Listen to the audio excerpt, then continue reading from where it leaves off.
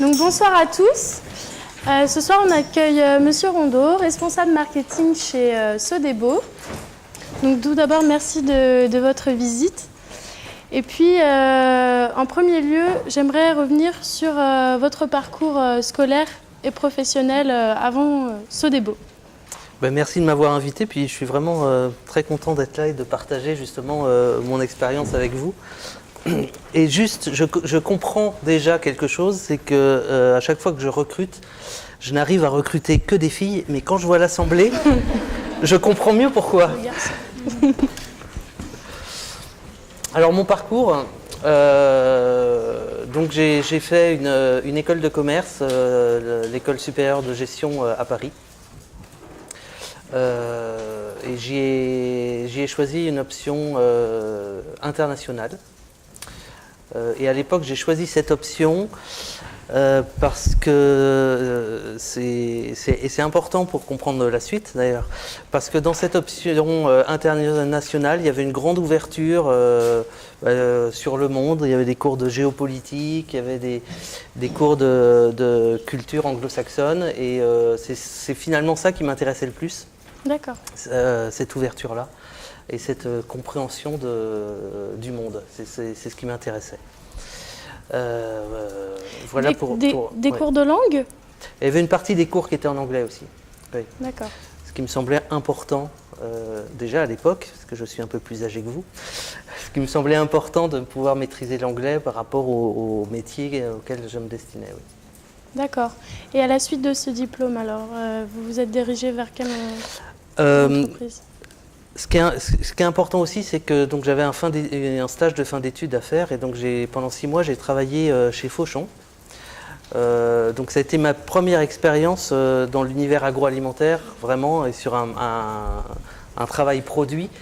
Et ça a été évidemment une étape importante parce que à ce moment-là, je me suis dit que c'est vraiment ça qui me plaisait, de travailler sur des produits agroalimentaires. Ce qui fait qu'ensuite, ma première expérience professionnelle, c'était dans le groupe Intermarché, en tant que chef de produit, où je m'occupais des produits à marque d'Intermarché, sur les marchés de la confiserie, du café et du thé. D'accord. Et ensuite, Sodebo ? Ah non, pas tout de suite. Pas tout de suite. Non, je suis resté 4 ans chez Intermarché. Expérience très intéressante, une bonne école pour apprendre les bases de ce métier-là. Mais l'univers de la grande distribution et puis un énorme groupe comme ça, le service marketing, c'est une centaine de personnes. C'était pas un contexte dans lequel je m'épanouissais beaucoup. Et puis c'était en région parisienne. Donc je suis revenu en province et j'ai travaillé ensuite près de Tours dans une entreprise d'emballage pour l'alimentaire. Donc une plus petite entreprise, 200 personnes, où je me suis occupé de toute la partie marketing et communication. D'accord. Et donc une entreprise qui travaillait pour d'autres professionnels. C'était du B2B. Donc voilà, une expérience de 5 ans dans cet univers-là. Et ensuite, je suis arrivé chez Sodebo, au sein du service marketing. Donc ça fait 9 ans que je suis chez Sodebo et je dirige le service depuis 6 ans. D'accord. Et est-ce que vous pourriez nous décrire la journée type passée dans le département marketing chez Sodebo ? Non, parce qu'il n'y a pas de journée type. Il n'y a pas de journée type. Je vais essayer de l'inventer alors. Mais une journée type d'un chef de produit chez Sodebo, c'est une partie du temps sur l'analyse des chiffres, donc des chiffres de vente, des panels, pour comprendre ce qui est en train de se passer sur ces marchés, sur les gammes de produits dont il a la charge. C'est une partie du temps à imaginer les études nécessaires pour mieux comprendre ce qui se passe, à briefer des sociétés d'études pour réaliser ces études, ou bien à mener lui-même ses études, donc à sortir du bureau et aller voir des consommateurs pour comprendre leurs problématiques. C'est beaucoup de temps passé en réunion avec les autres services, que ce soit les équipes commerciales, les équipes R&D, les équipes de communication pour le développement des nouvelles offres produits. Et puis aussi un peu de temps de travail collaboratif au sein du marketing sur des problématiques plus transversales. Voilà, en gros une journée qui n'est pas type, parce qu'il n'y a aucune journée comme ça, mais où on retrouverait finalement toutes les grandes activités. Et j'y ajouterais une partie de présentation, de recommandations ou de présentation produits à sa hiérarchie ou aux équipes commerciales. D'accord. Donc, en comparaison avec les plus petites structures où départements marketing ou communication sont mélangés, comment est-ce que l'entreprise fait la différence? Comment est-ce que ça se passe? Vous travaillez vraiment ensemble ou... on a une structure assez particulière chez Sodebo parce que finalement tout ce qu'on met dans le métier marketing est réparti dans deux services, donc le service marketing et le service communication. Donc toute la partie vraiment marketing stratégique, donc compréhension des besoins des consommateurs, élaboration des stratégies globales de la marque sur les différents marchés, développement des offres, ça se passe au service marketing. Et toute la partie plus opérationnelle, donc la création des packs, tout ce qui est mise en image, mise en mots finalement de la stratégie, c'est au sein du service communication. Donc ça nécessite évidemment un grand travail collaboratif. Et donc il y a des binômes forts entre chefs de produit et chargés de com qui travaillent ensemble en permanence sur les différents marchés et sur les différents projets. D'accord. En faisant pas mal de recherches, et même je pense que tout le monde dira la même chose, Sodebo, c'est une marque qui innove beaucoup, qui a sur de nombreux produits, qui a été pionnière. Et comment est-ce que vous arrivez à toujours être justement le pionnier sur certains produits? Il y en a eu beaucoup. Alors c'est vrai que la structure qu'on a justement nous permet, nous, au sein du marketing, de ne pas être happé par les problématiques opérationnelles et d'avoir du temps. Du temps pour comprendre, pour analyser ce qui se passe. Et c'est vraiment ce qui est au cœur de notre métier. Et au cœur de notre métier, on met le consommateur. Et notre préoccupation au quotidien, c'est de comprendre le consommateur, de comprendre comment il vit, quels sont ses problèmes, qu'est-ce qu'on pourrait lui apporter comme nouveau service, comme nouvelle offre. Donc on passe énormément de temps là-dessus. On a beaucoup de moyens pour le faire, on a des grandes possibilités pour développer des études. Je vous l'ai dit, on sort aussi, et vraiment c'est quelque chose d'important et que moi j'y tiens beaucoup à impulser ça, c'est que les équipes soient aussi de plus en plus au contact direct des consommateurs. Parce que les études c'est une chose, mais il y a des biais, il y a des filtres, et ce qui est important c'est que les chefs de produits qui vont développer les projets se forgent leurs propres convictions et se soient confrontés à la réalité de ce que sont et de ce que vivent les consommateurs. Donc on passe beaucoup de temps là-dessus et c'est ça, d'une part, qui nous permet d'avoir certaines idées avant les autres, de détecter des besoins avant les autres. Voilà, ça c'est un des facteurs clés de succès. Et puis l'autre, c'est qu'on est une entreprise familiale, indépendante financièrement, donc il n'y a pas d'actionnaire. Les propriétaires sont toujours à la tête de l'entreprise, donc on a aussi une hiérarchie qui est très présente et qui est très accessible. Donc les décisions se prennent vite et il y a un vrai esprit d'entrepreneur, ce qui fait qu'on a la capacité à prendre des risques. Donc le développement d'un produit chez Sodebo, pour avoir un go de la direction, on ne vient pas avec un tableau de chiffres et des ROI. On vient avec des convictions, on vient avec quelques chiffres quand même, mais avec des idées, avec des convictions et on les partage. Et si eux les partagent, on y va. Et à chaque fois, c'est des prises de risque. Mais chez Sodebo, on ne parle pas de prise de risque, on parle de prise de chance. et ça nous réussit. D'accord.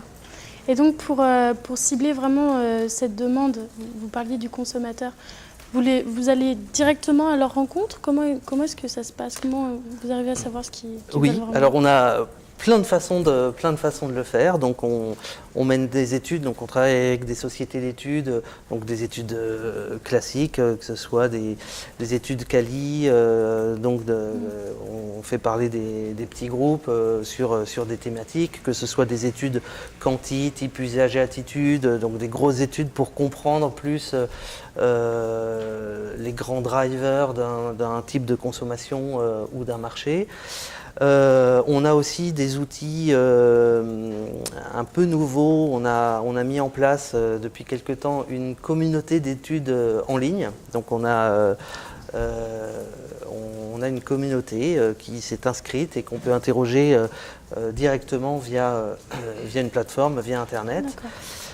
Et puis, ce qui est aussi fondamental, c'est, on va directement voir les consommateurs, là où ils sont, là où ils vivent. Donc on va chez eux, on ouvre leur frigo, on regarde comment ils mangent.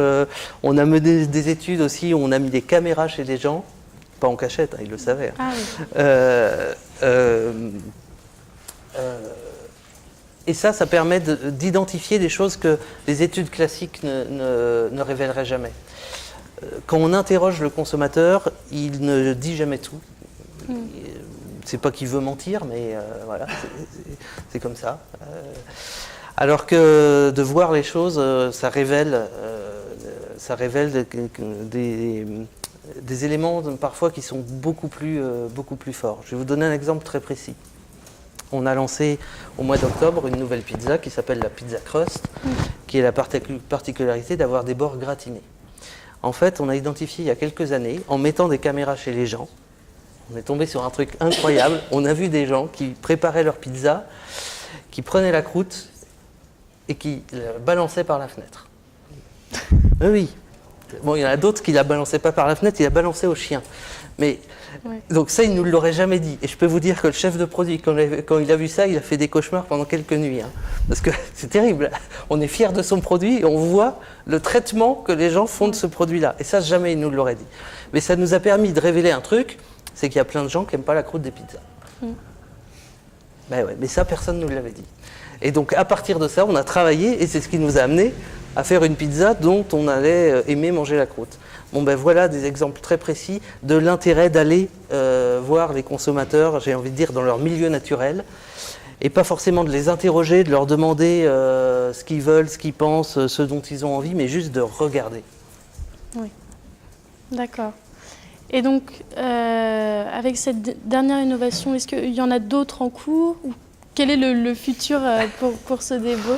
Il y a toujours beaucoup d'innovations en cours. Ouais. On travaille beaucoup de projets en parallèle.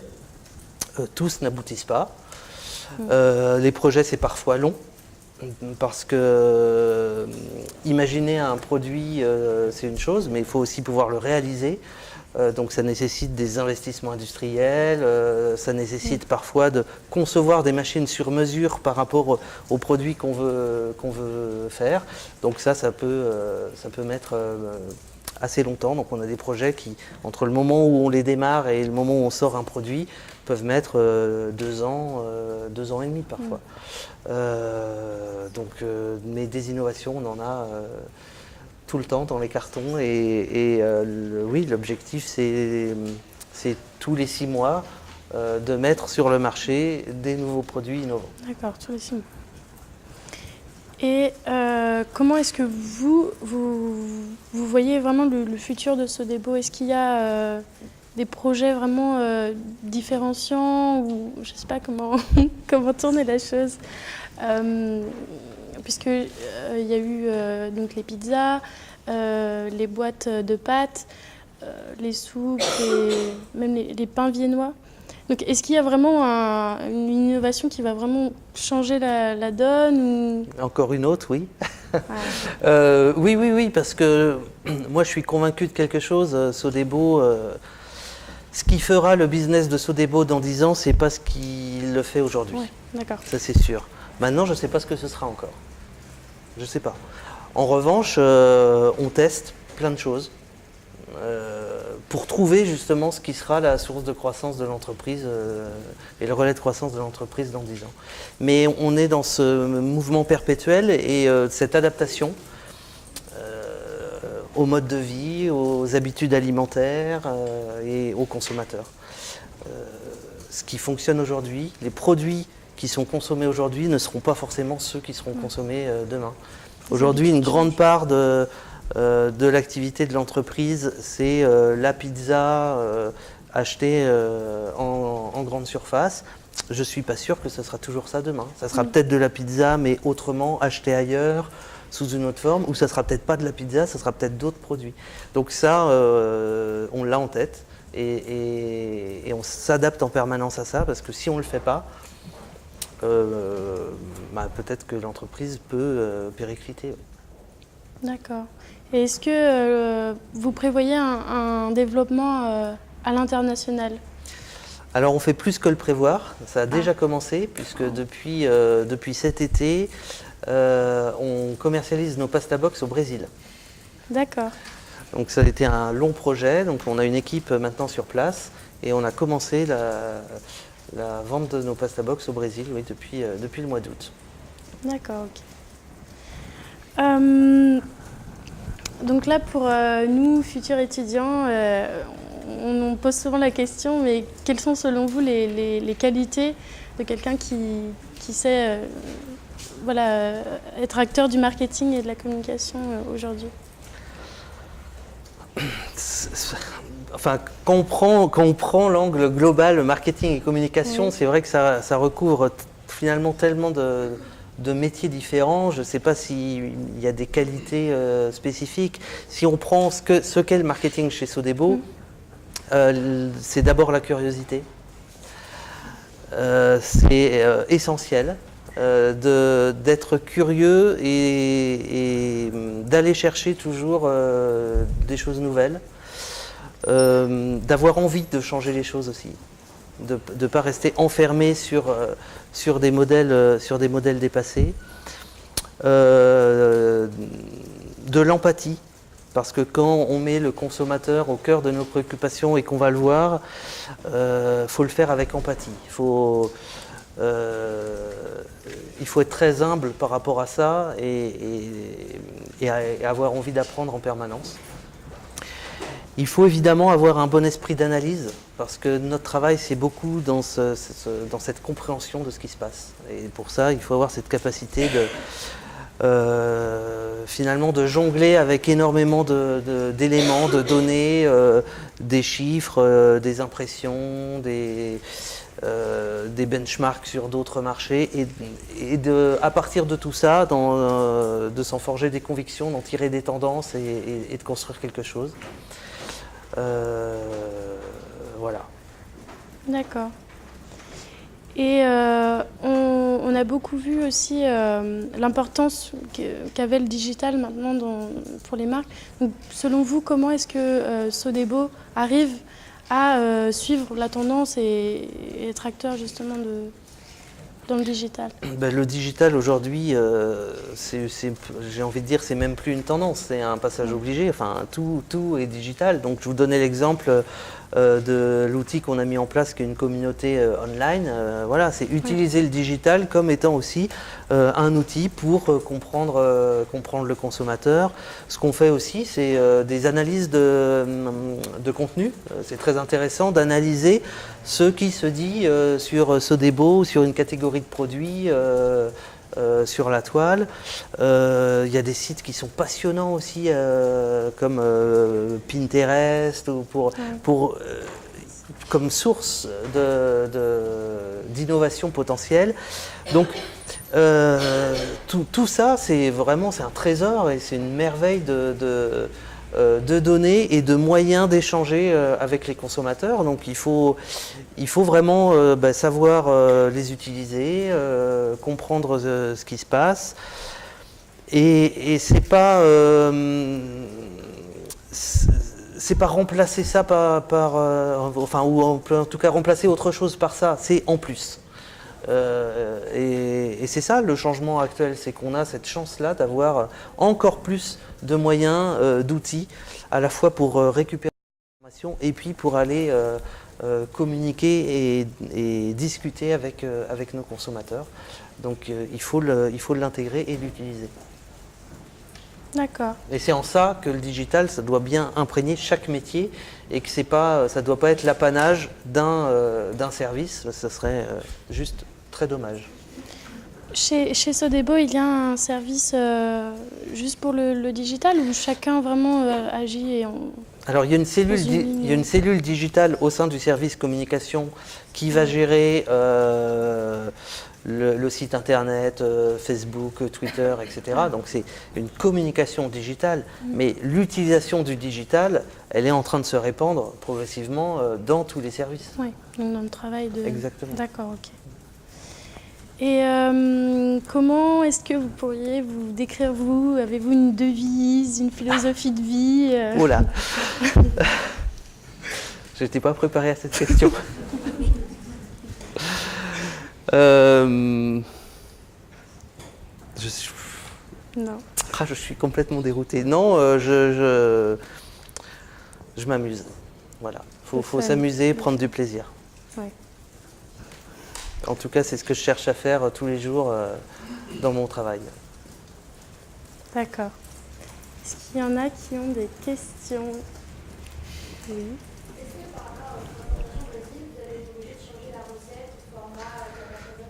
Oui, tout à fait. Les recettes sont complètement différentes parce que les Brésiliens n'ont pas du tout les mêmes goûts que les Français. Il y a une certaine proximité culturelle parce que c'est un pays qui est quand même assez européanisé. Il y a une forte culture italienne au Brésil, en particulier dans la région de Sao Paulo, qui est là où on est implanté et qui est le bassin économique du Brésil. Pour autant, non, leurs goûts sont très très différents. Donc on a travaillé des recettes vraiment spécifiques. Alors des recettes qui existent en France, par exemple la carbonara, on l'a faite au Brésil, mais c'est pas du tout la même. Et puis, il y a des recettes vraiment très particulières, typiquement brésiliennes. Paradoxalement, il y a une recette qui s'appelle la parisienne, mais c'est une recette brésilienne, qui est un mélange jambon-petit pois. Bon. Voilà, il y a vraiment des grandes particularités. Et le travail qu'on a fait au Brésil, c'est le même que celui qu'on a fait en France. Encore une fois, c'est comprendre le consommateur, qu'est-ce qu'il aime, de quoi il a envie, etc., etc. Mais c'est le concept qu'on a développé là-bas. Donc, ce concept de pasta box, donc de manger des pâtes dans une boîte, il fonctionne. Il a un potentiel, j'ai presque envie de dire universel. Après, ce qu'on met dedans, c'est forcément nécessaire de l'adapter parce que les cultures alimentaires sont vraiment extrêmement différentes d'un pays à un autre. Pour deux raisons. D'abord, quand on a commencé à travailler sur le Brésil, le Brésil n'était pas encore en crise et au contraire, c'était un pays en plein développement. Hein. C'était il y a un peu plus de 4 ans. Et puis après, c'est des rencontres aussi. C'est qu'on a, en même temps qu'on commençait à s'intéresser au Brésil, on a rencontré des Brésiliens qui nous ont dit « Attendez, Pasta Box, c'est super, faut le développer au Brésil. » Voilà. Donc du coup, c'est très vite pour ça qu'on a priorisé ce pays-là plutôt que d'autres dans lesquels on ira un peu plus tard.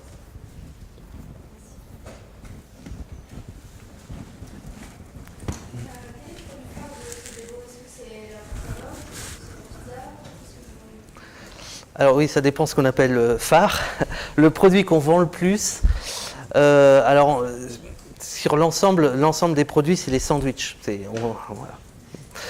On vend plus de 80 millions de sandwichs par an, 40 millions de pizzas, 25 millions de salades et 18 millions de box à peu près. Mais les sandwichs, on a par contre 13 gammes différentes, là où les salades, on n'en a qu'une. Donc c'est vrai que notre gamme de salades est en train de devenir quand même la gamme emblématique de Sodebo. Il y avait une autre question ?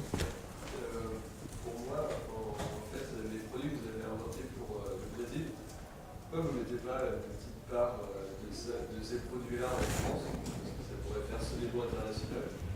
Et Sodebo de Brésil, moi personnellement, je serais curieux de goûter le goût brésilien. Ouais. Franchement, les Brésiliens n'ont pas une culture gastronomique très forte. Hein. Je sais pas, vous êtes déjà allé au Brésil ? Alors ils ont, ce qui est très bon au Brésil, c'est ils ont une culture de la viande, hein. Donc tout ce qui est barbecue, tout ça, c'est super. Mais sorti de ça, bon. Et franchement, les recettes brésiliennes, non, je suis franchement pas sûr que ça fonctionnerait en France. Hein.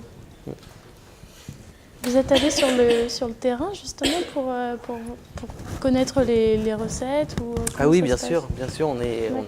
On a fait de nombreux voyages là-bas pour étudier ce qu'ils mangeaient, leurs recettes, tout à fait. Ouais. Et il y a des partenaires locaux ou comment ça se passe? Vous produisez tout en France et vous exportez Alors pour le moment, on produit encore en France, Oui. Mais l'objectif c'est de produire assez rapidement sur place, sauf que c'est assez long parce qu'on pensait que la France était le pays au monde où les démarches administratives étaient les plus complexes. Eh bien non, il y a pire, il y a le Brésil. Donc c'est beaucoup plus long que prévu, mais oui, l'objectif c'est d'avoir une usine sur place qui fabriquera. D'accord. D'autres questions? Non.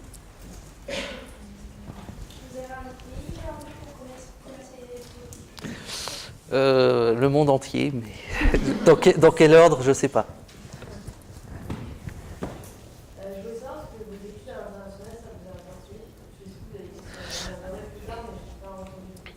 Non, c'est l'aspect curiosité en fait.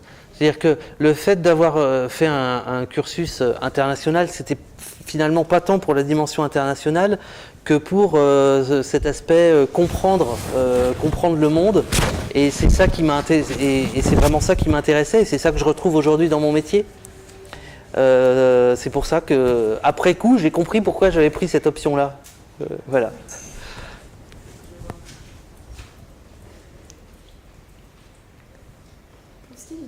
Quelles sont vos actions? Quelles peuvent être les actions pour justement communiquer sur un produit, par exemple? Vous avez des exemples?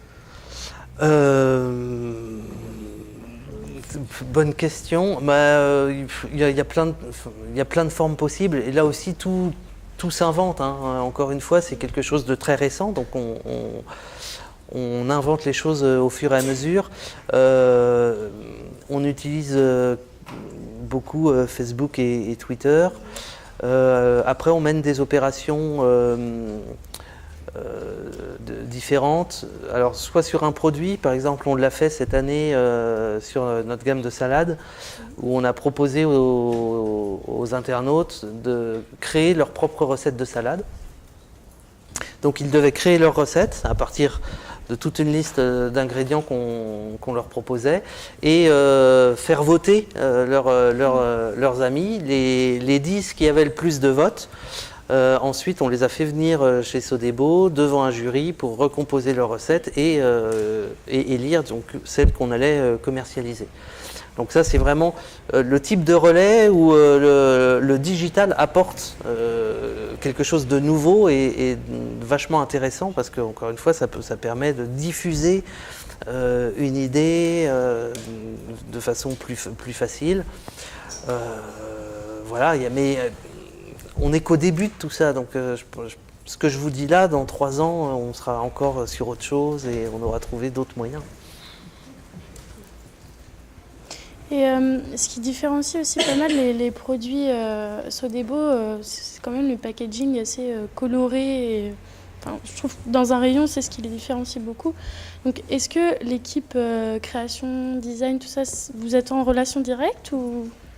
Alors, oui, c'est important. On a chez Sodebo un studio graphique intégré. Donc on est en relation directe et c'est important. La plupart des créations packaging sont faites en interne, ne sont pas externalisées auprès d'agences. Ça permet aussi de maintenir plus facilement un style entre les différentes gammes. Ce que vous disiez, cet esprit coloré, voilà. Parce que c'est un style Sodebo et qu'on retrouve du coup plus facilement. Et puis c'est des interactions aussi tellement plus faciles entre les équipes, beaucoup plus récurrentes, d'alimenter les créas de nos idées. On fait beaucoup de déplacements aussi ensemble, par exemple des tournées d'inspiration, d'aller dans d'autres villes ou d'autres pays, voir ce qui s'y fait, et on les fait ensemble pour à la fois avoir une réflexion sur le produit, mais aussi sur l'emballage, sur la créa, etc. Et ça, c'est très riche. Donc tout ça, ça fait partie aussi de votre démarche marketing à vous? Complètement. D'accord. Oui, complètement. D'embarquer, notre rôle, c'est aussi d'embarquer finalement l'ensemble des équipes avec lesquelles on travaille pour leur faire comprendre les univers qui nous intéressent, les besoins auxquels on veut répondre. Voilà. D'accord. Il y a d'autres questions ou pas? Non. Bon. Voilà, merci d'être venu.